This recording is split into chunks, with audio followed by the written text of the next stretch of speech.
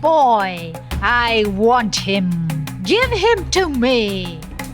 The Countenance, Divine by Stephen Sinclair. 1. The old man was said to have over 100 summers. He hobbled forwards and stood before the king and the prince, in a torchlight pool in the darkness of the great round house. Behind him stood a dozen of his acolytes, the men and boys who were at various stages of the arduous 30 years of the training. Silent shadows, they were forbidden to talk directly to those not of the Brotherhood.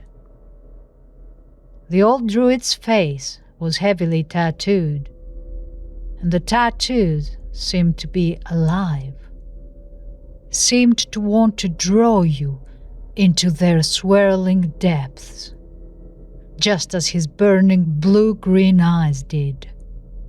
He stared silently at the man seated in front of him for almost a full minute. They could both see that he shook with passion, his gaze full of a scorching lust. Then he spoke.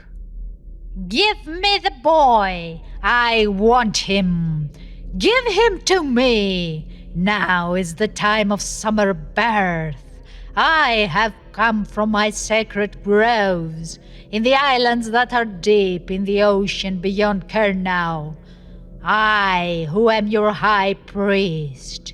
You, who are king and prince of the Katualani tribe.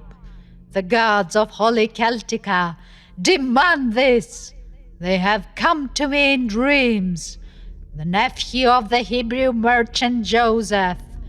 Give him to me, so that I can put him in the belly of the wicker man. The prince made an angry hiss and clenched his fists. The king simply gave a nervous laugh and shook his head, saying, "Honored priest, that would be against all the custom of hospitality, not to mention the best interests of my people. And the man is my friend. My boy here is good friend also." But the priest was talking again, as if he had not heard.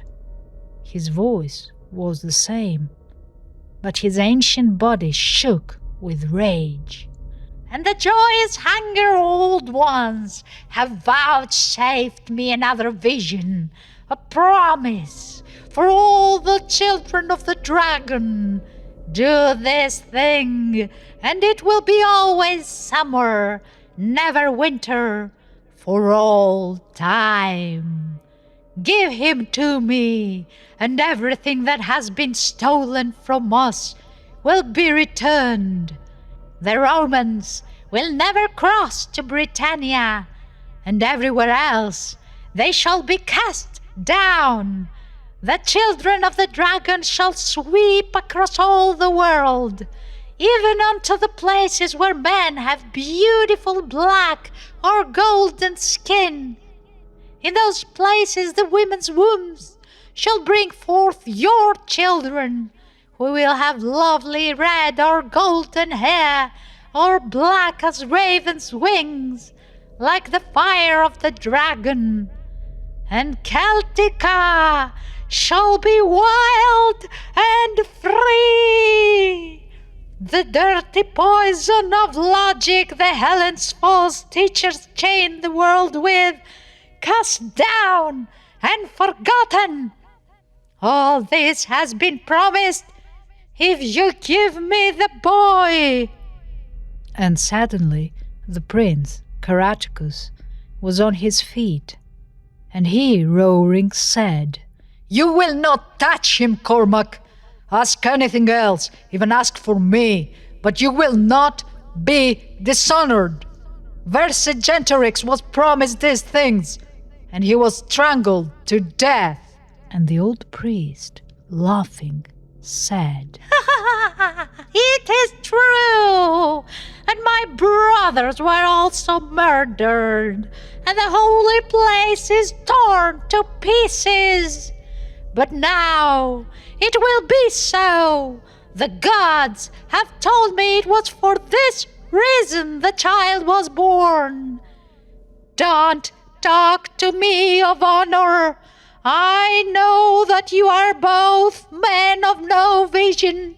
I know about the purple cloth the Jews have smuggled in for you to deck yourselves in. I even know.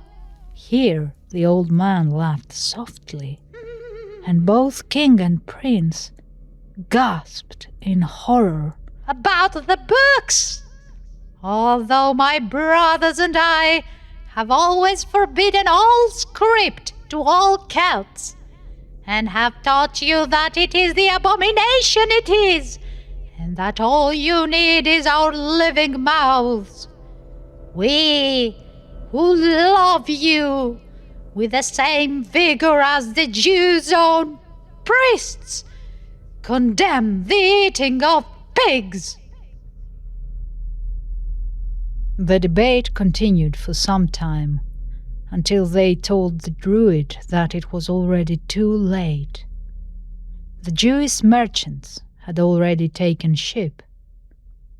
They had been deliberately delaying him, and the old druid had screamed with rage and despair. 2. But they had not gone yet, although they were about to. The merchant Joseph stood above the beach in a small rise in the dunes. He glanced up at the headland, and shivering at what the tribe was building there, a huge wicker figure, turned his head and looked once again at where his nephew sat on the sand and drew shapes in it with his fingers, a habit he had, although generally the boy was not usually the idle dreaming kind. Sometimes he had, he reflected uncomfortably. I have to be honest with myself. He's always with me, even when he's not. The boy. There is no emperor of Rome, no high priest in Jerusalem, no kings, only the boy. And although I would recognize him anywhere, if someone was to ask me what he was like, or even looked like, I couldn't tell them. Rather disturbed and irritated, he made his way down the path to the beach. "It's time for us to go," said Joseph. He glanced at the headland again, and what was rising there. "We've stayed too long. Storms in the channel or no storms. Come, Joshua, it's time." And glancing down, he saw that the boy, who was only 10, was weeping, the tears coursing down his face, although his features were unmoved. Eyes not even red. His gaze apparently directed to the northwest, away up the coast and far out into the ocean. The child, Joshua, was saying the same thing over and over again. It was, Joseph thought, a bit disturbing. Normally the boy spoke very well, and was not given to childishly prattling. The words made no sense, and were like no language the merchant had ever heard. "On that day, Sergeant Howe, I will be with you,"